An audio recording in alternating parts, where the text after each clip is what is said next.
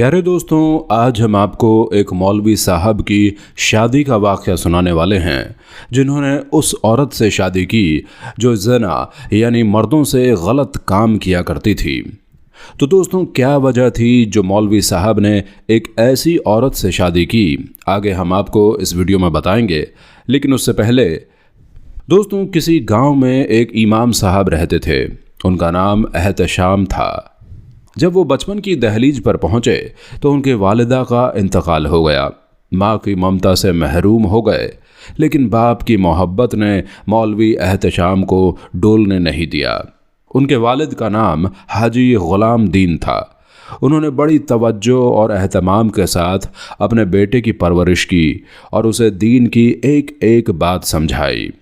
और ये बाप की तरबियत का असर था कि मौलवी एहतशाम बचपन से ही सुलझे हुए एक नेक इंसान के रूप में ढलते चले गए।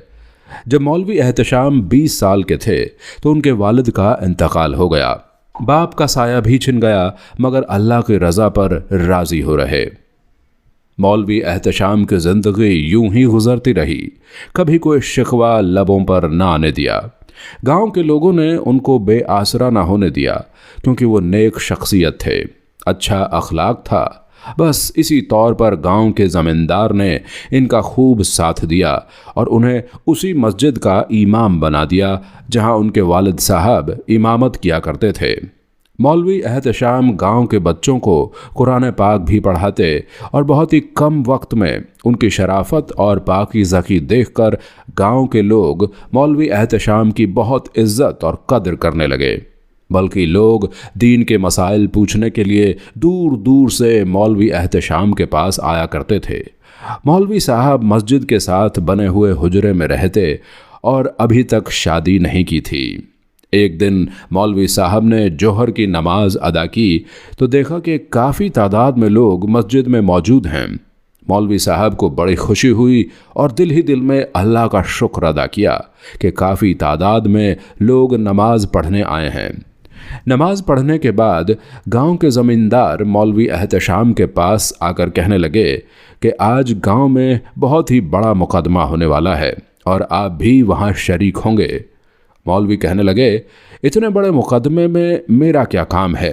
ज़मींदार ने कहा, दरअसल ये एक ऐसी औरत का मुकदमा है जिस पर इल्ज़ाम है कि वो गांव में बदकारी फैला रही है, लिहाजा आज हमें उसका फ़ैसला करना है।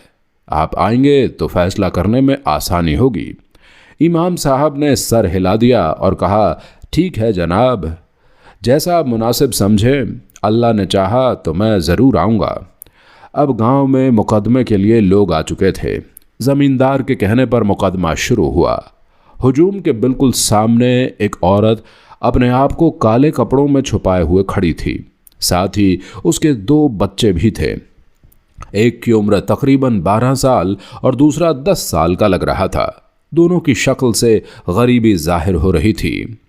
ज़मींदार ने कड़क आवाज़ में औरत को मुखातिब करके कहा, औरत, तुम पर इल्ज़ाम है कि तुमने गांव में बदकारी फैलाई है और तुम मुसलसल ये काम कर रही हो।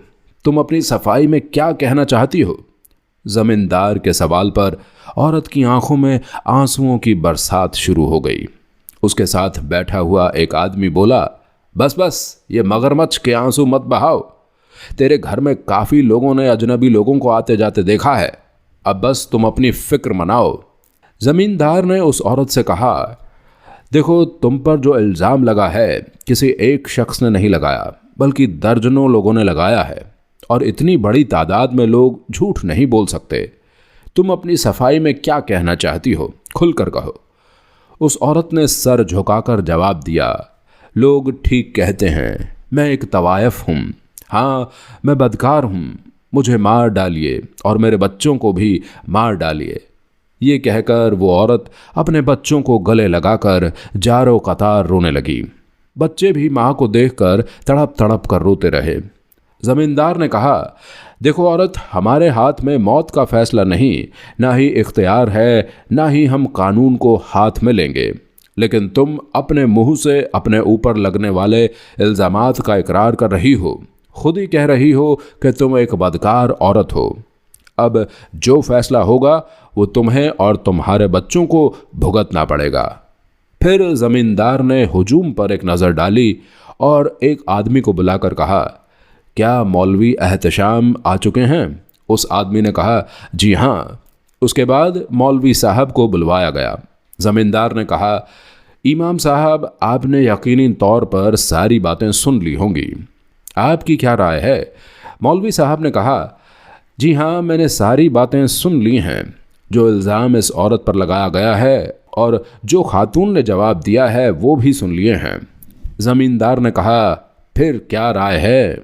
मौलवी साहब ने कहा, वही सलूक किया जाए जो इंसाफ का तकाजा है, वरना रोज़े क़यामत इंसाफ न करने वालों को दर्दनाक आज़ाब है। मगर सज़ा देने से पहले आपने खातून से पूछा है कि इसने ये पेशा क्यों इख्तियार किया? ज़मींदार ने कड़क आवाज़ में कहा, हमें इससे कोई गर्ज नहीं इमाम साहब, इसने ये पेशा क्यों इख्तियार किया है, हमें तो जुर्म देखकर फैसला करना है। ये सुनकर इमाम साहब ने कहा, फिर माफ़ करना चौधरी साहब, आप दुरुस्त फैसला नहीं कर रहे हैं, आप इंसाफ पसंदी से काम नहीं ले रहे हैं। मौलवी साहब के इस बेबाक जवाब से हुजूम में सन्नाटा छा गया। चौधरी के चेहरे पर भी गुस्से के आसार उभरे, लेकिन आखिरकार ज़मींदार ने उस औरत से कहा, बताओ तुमने ये पेशा क्यों इख्तियार किया, यानी तुम तवायफ क्यों बनी? उस औरत ने दर्द भरे अंदाज में कहा, मेरे शौहर की मौत के बाद रिश्तेदारों ने मेरा हाल तक न पूछा और मेरे बच्चे भूख से तड़पने लगे और मेरे घर पर फाके होने लगे। लोगों के घरों पर काम करके भी कुछ हाथ न लगा, बल्कि सिर्फ मेरी जवानी की कीमत लगी और मेरी इज्जत दाव पर लगी। मुआशरे के सभी इज्जतदारों ने मुझे जलील पर जलील किया तो मैं जलील होने के लिए तैयार हो गई, मगर ये सब कुछ मैंने अपने बच्चों की भूख की खातिर किया। मुझे तो भूखा मरना मंजूर था। आज जो लोग मुझ पर ये इल्ज़ाम लगा रहे हैं, इनमें ज़्यादातर वही लोग हैं जो रात के अंधेरे में मेरी शर्म को तार तार करते रहे। उस औरत के जवाब पर सब हैरान और परेशान हो गए और हुजूम पर खामोशी छा गई और लोगों के सर झुक गए। मौलवी साहब ने कहा, सुन लिया आपने, ये मुजरिम है तो इससे पहले आप सब गांव वाले मुजरिम हैं जिन्होंने इस खातून को ये पेशा इख्तियार करने पर मजबूर किया। हमारा पूरा गांव इस जुर्म में बराबर शरीक है। वो मर्द जो इस औरत को मजबूर करते रहे और इसने आखिरकार अपने बच्चों के लिए अपनी इज्जत दाव पर लगा दी। अगर इस खातून को सज़ा देनी है तो सबसे पहले आप सबको अपने आप को सज़ा देनी होगी। मौलवी साहब की बात सुनकर ज़मींदार ने कहा, आप सच कहते हैं इमाम साहब, मैं वाकई इंसाफ नहीं कर पाया। आज से मैं इस इंसाफ की कुर्सी का अहल नहीं हूँ, मगर ज़्यादती तौर पर एक बात का ज़रूर अहल हूँ, यानी हक बात कहना चाहता हूँ। उस औरत के करीब जाकर उस औरत के सर पर हाथ रखा और कहा, आज से तुम मेरी बेटी हो, तुम्हें कोई रुस्वा नहीं करेगा। ये सुनकर सब में खुशी की लहर दौड़ गई। ज़मींदार की बात सुनकर वो औरत कहने लगी, चौधरी साहब, मैं किसी की बेटी बनने के लायक नहीं रही, मैं दागदार हो चुकी हूँ। आप क्यों अपनी इज्जत को रुस्वा करना चाहते हैं? अगर खुदकुशी इतना बुरा काम ना होती तो मैं कब की कर चुकी होती। ये सुनकर मौलवी साहब ने कहा, आप अल्लाह पाक से तौबा करें, वो अपने बंदों को ज़रूर माफ़ फरमा देता है। एक बार बंदा उसके दरबार में हाजिर होकर माफ़ी मांगे तो सही। और मैं आज आपके वालिद साहब यानी ज़मींदार की तवज्जो से आपको निकाह का पैगाम देता हूँ। अगर आप रज़ामंद हैं तो मैं फौरी तौर पर आपको अपनी बीवी बनाना चाहता हूँ। इमाम साहब के कहने की देर थी कि मजमे से आवाज़ें आने लगी, सुभान अल्लाह, सुभान अल्लाह। ऐसे इंसान इस ज़मीन पर मौजूद हों तो शायद कोई भी औरत तवायफ न बने। ज़मींदार ने इस औरत से कहा, बस बेटी, अपने घर जाओ, अब तुम्हारी कोई बात नहीं सुनूंगा। कल तुम अपने घर से रुखसत होगी। दूसरे दिन सादगी के साथ मौलवी एहतशाम के साथ इस खातून का निकाह हो गया और मौलवी एहतशाम ने रात शुक्राने के नवाफिल अदा किए और अल्लाह ताला का शुक्र अदा किया जिसने एक बड़े इम्तिहान में इस इमाम को सुरखरू कर दिया। गांव के लोगों के दिलों में इमाम साहब की इज्जत पहले से ज़्यादा बढ़ गई और वो औरत जो मौलवी साहब से मंसूब हुई शर्म हया का पैकर बन गई। घंटों सजदों में पड़ी अल्लाह पाक का शुक्र अदा करती रही। तो दोस्तों, इस वीडियो में इतना ही। उम्मीद है आपको ये वीडियो ज़रूर पसंद आया होगा। मिलेंगे बहुत जल्द एक और नई वीडियो में, तब तक के लिए खुदा हाफिज।